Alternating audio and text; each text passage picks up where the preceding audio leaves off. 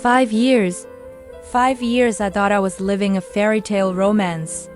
I gave my heart, my body, and my soul to Hiu Cheng, my fiancé. I believed our love was destined epic. But it was all a lie. I wasn't his lover, I was his shield. A human shield meant to protect the woman he truly loved, Meng Suevu.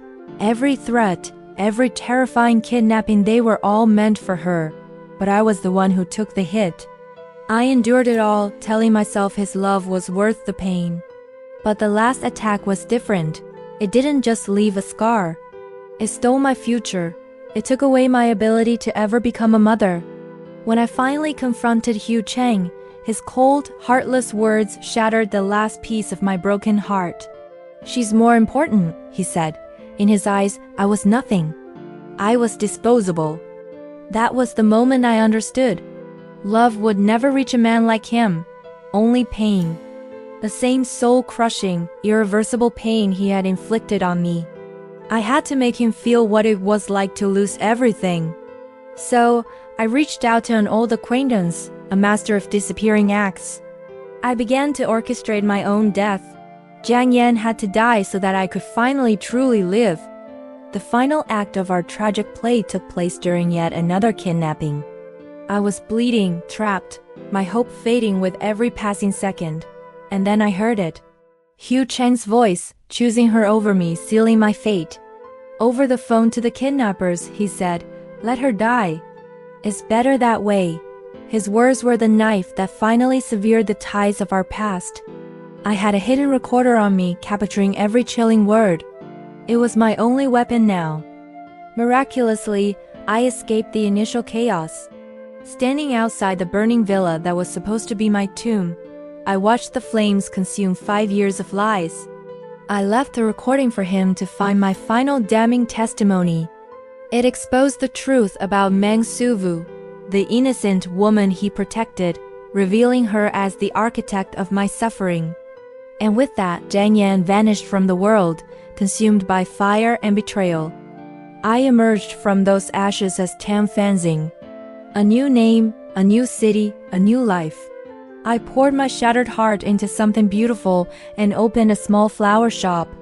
Surrounded by the scent of roses and lily, I slowly began to heal. For the first time in years, I felt a sense of peace. I was independent, successful, and most importantly free. But the past has a cruel way of catching up, no matter how fast you run.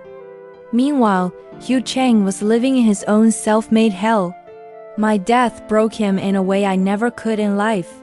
When he found and listened to that recording, the full weight of his betrayal and Meng Suevu's deception crashed down on him. The grief turned to rage. He began a slow, torturous revenge against the woman he once protected.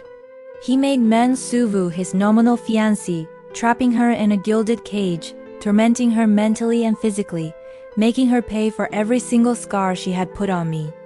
But there was a darker secret fueling his vengeance. Hiu Cheng was dying, late-stage stomach cancer. He didn't have much time left, and his only mission was to make Meng Suevu suffer as I had. His regret was a poison, eating him away faster than a disease. He searched for my grave, for any trace of the woman he'd thrown away, but found nothing. Only an empty plot and the echoes of his own damnation. Then, one day, fate played his final ironic card. He was seeking a rare flower for a business event and walked into my shop. He didn't recognize me at first. I had changed. But then he saw me have a reaction to a specific type of pink rose, the same rare allergy that Jang Yan had. The recognition in his eyes was instant, a mixture of shock, disbelief, and a flicker of desperate hope. He confronted me later, his voice trembling. He was a ghost of the powerful man I once knew, hollowed out by guilt and sickness. He fell to his knees, begging for forgiveness, promising he would spend the rest of his short life making it up to me. But the woman he was begging was a stranger. Jang Yan was dead. "I have a new life now," I told him, my voice steady, betraying the storm inside me. "A life you gave me when you chose to let me die. Don't ruin this for me too." I walked away, leaving him with his regrets. But Meng Suevu, driven to the edge of madness by Hiu Cheng's cold-blooded revenge, wasn't going to let me have my happy ending. If she was going down, she was taking me with her.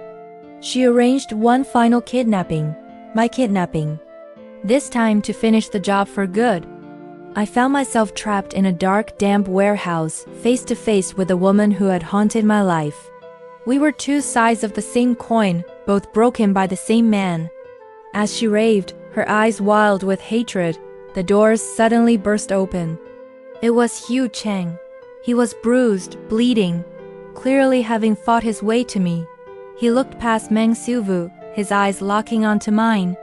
There was no ownership in his gaze this time, only pure, desperate love and a regret so profound it was almost a physical force.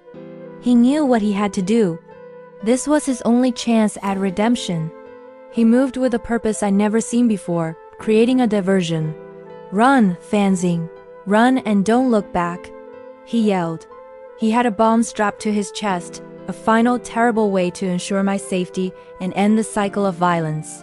He looked at me one last time, and in that silent, fleeting glance, an entire lifetime of apologies was exchanged. Then, he detonated the device, taking Meng Suevu and her men with him, and clearing my path to freedom. Hiu Cheng died saving the woman he had so carelessly betrayed. His final act wasn't about possessing me. It was about liberating me. In his will, he left me his entire fortune.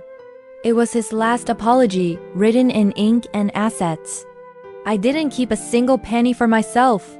Instead, I used it to build a school in a poor remote village, a place where new lives could begin, full of hope and promise.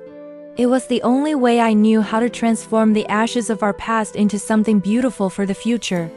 My name is Tan Fanzing. I am a survivor. I am strong. And thanks to his sacrifice, I am finally truly alive. Thank you so much for watching. If this story touched you, please don't forget to like, share, and subscribe to the channel for more content like this. We'll see you in the next one.